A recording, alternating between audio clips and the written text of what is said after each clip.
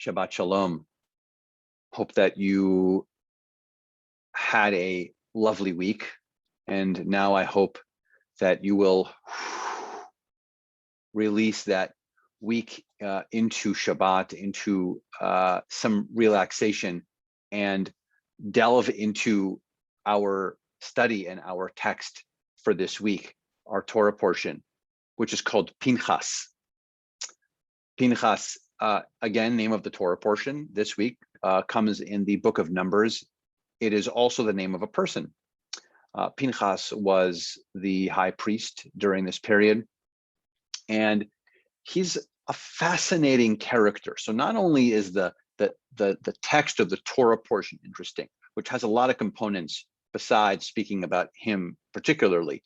It talks about lots of the major Jewish holidays that we experience throughout the year. It gives a lot of detail to those. It also has a fascinating conversation about the daughters of Tzolafchad, which are five daughters who actually get some biblical land, which is typically unheard of in our text.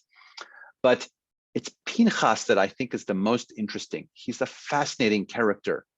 In fact, we learn about him previously, even more so than in this week's Torah portion, on how he's quite a zealot. He's the kind of guy who takes matters into his own hands. And I think as we discuss him and study him, it's going to be exciting for us to see, where do we sit? Do we think that he's more inclined to be the high priest, or is he more of the zealot? This is what we'll have to figure out together when we study.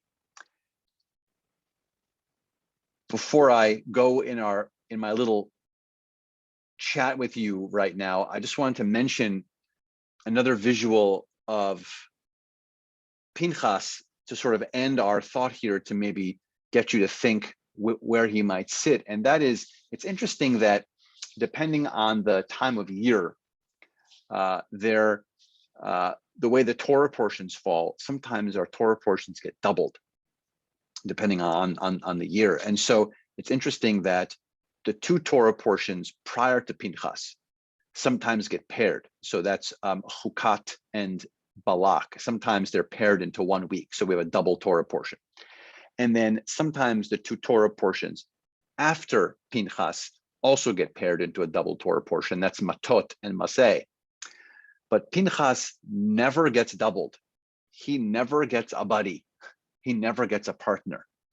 And I want to just leave that with us, also thinking about what kind of person, what kind of persona, what kind of presence does he place for us if he's never the one who gets paired, no matter what, no matter how the Torah portions fall or how the year rolls out for us, depending on how the Torah portions fall. Like I mentioned, Pinchas never gets doubled up. So think about that. Think about the other aspects of our Torah portion. I can't wait to talk to you more about Pinchas, 9 o'clock on Zoom this Shabbat. Shabbat Shalom.